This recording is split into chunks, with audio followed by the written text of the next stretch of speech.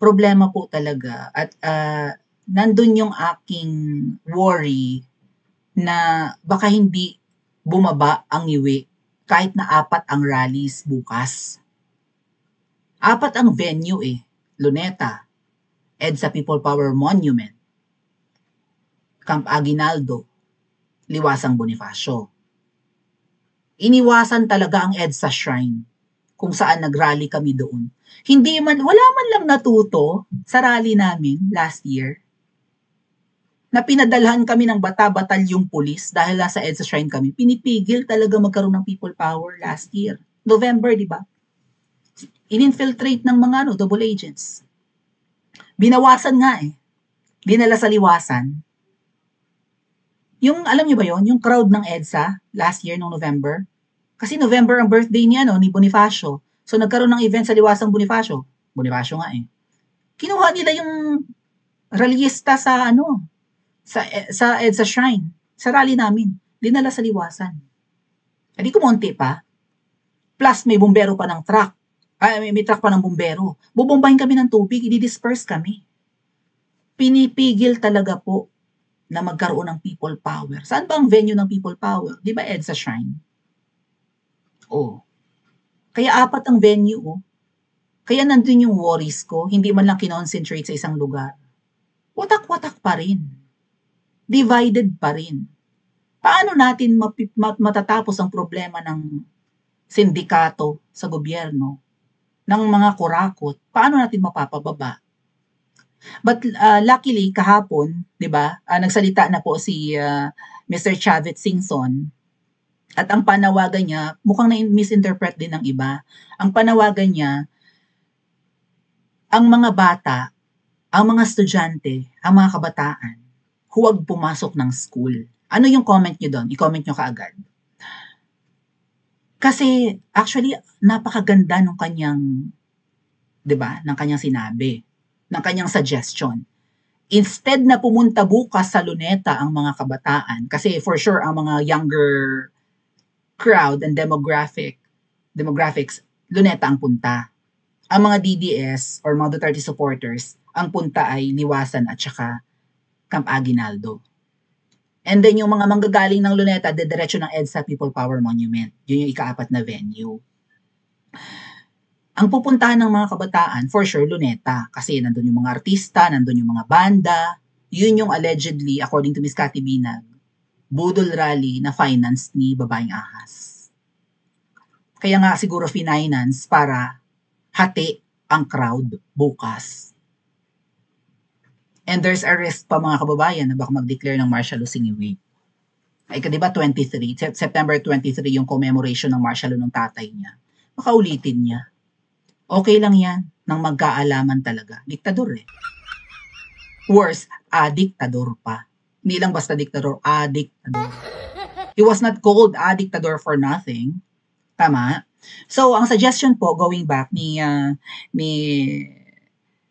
Governor ba siya before, ni Mr. Chavit Singson ay tumigil at huwag pumasok ng eskwelahan ang mga bata. Instead na pumunta sa rally ng Luneta, baka maging marahas pa Right? Mukhang gulo yung dala ng Luneta, nagbabalak sila ng gulo Or, sabi nga kanina ni General Pokis, baka isabotage yung Liwasan, baka guluhin, and then para mag-declare nga ng martial law siniwi. Para maiwasan yan, at maybe mga kababayan, kayo na ang mag-suggest sa mga kamag-anak niyo at kakilala. Huwag nang pumasok ng school muna ang mga bata. Kumbaga magmamatigas ang mga kabataan. Hindi kami papasok hanggat hindi bumababa ang lahat ng kurakot. Kinabukasan namin ang nakasalalay, sinisira nyo ang kinabukasan namin, ninanakaw nyo ang pera ng taong bayan, bumabaha, nagkakasakit kami, nalulubog sa baha ang mga ari-arian ng magulang namin, naghihirap ang buhay namin, pati school namin binabaha. O ganon. Ba't pa kami papasok? Kayo mismo ang sumisira sa kinabukasan namin. Kasi sabi ng iba, naku, pag hindi naman pumasok ang mga bata, walang matututunan. Masisira ang kanilang kinabukasan. Hindi. Sinisira na ng mga politiko Maano man lang bang kahit 1 linggo na hindi pumasok ang mga bata, right? Or isang buwan? Ay total ngayon ang prinsipyo ng mga teachers at ng DepEd ay no one should be left behind. Kahit ang mga batay umabsent, hindi gumawa ng homework, hindi mag-test, ang teacher ang naghahabol. Ganyan ang patakaran sa Pilipinas. Oh, ano raw? Yeah, susuyuin ng teacher. Ang teacher kung todo gapang sa kung saan saang bahay ng mga bata, punta doon talagang akyat ng bundok, tawid ng ilog. Bakit hindi po pumapasok ang inyong mga anak? Ha?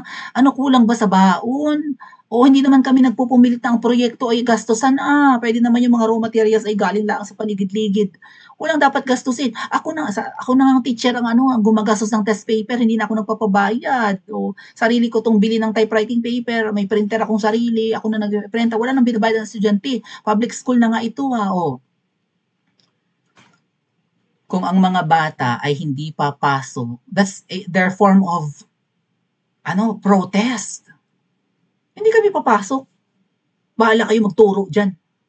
Wala, 'di ba? Ganito ang aming protesta. Hindi namin kailangan bumaba ng kalsada.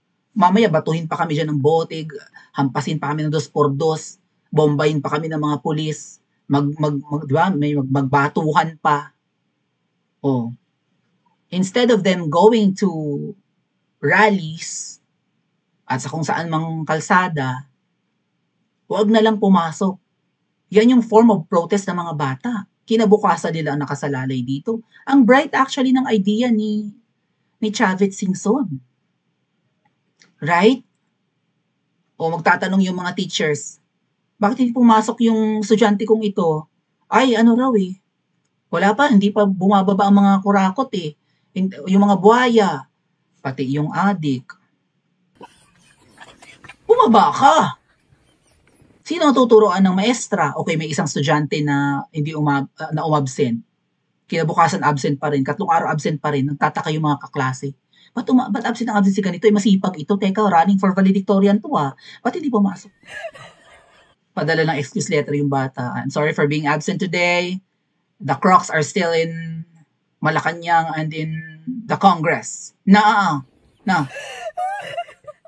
Masira na ako, masira ang edukasyon ko, bumaksak na ako sa grado mo, babawaksak na ako sa subject mo, bumaksak na ang grado ko.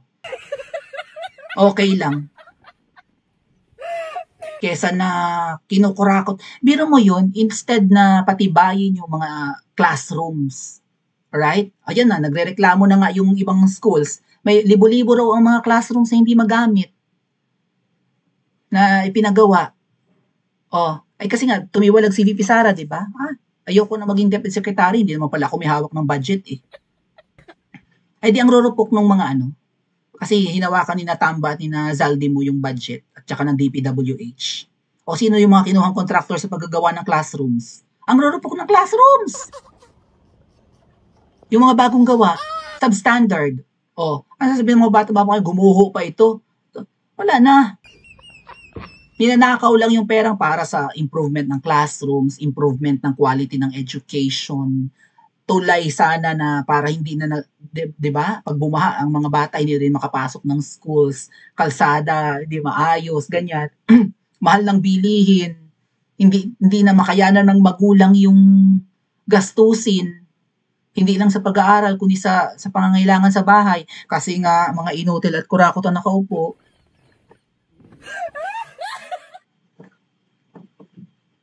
Malaki ang magagawa ng mga kabataan. Hindi kami papasok. Kasi ang mga magulang, hindi pwedeng hindi papasok sa trabaho. Tayo yung maghahanap buhay para sa mga bata. Papasok tayo. Okay? Pag hindi tayo kumahig, wala tayong tutukain.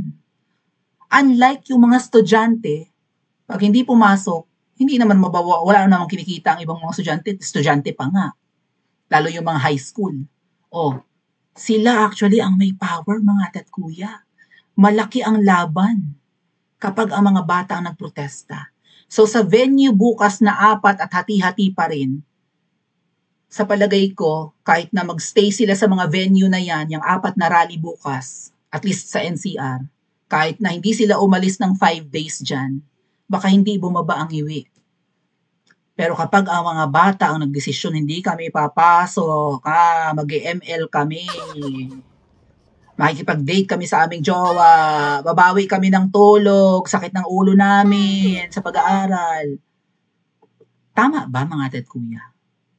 Kapag ang mga kabataan ang pumalag at pumrotesta, pwedeng bumaba ang mga kurakot. Agree? Pa-comment po sa comment section at mag-like at subscribe din po kayo.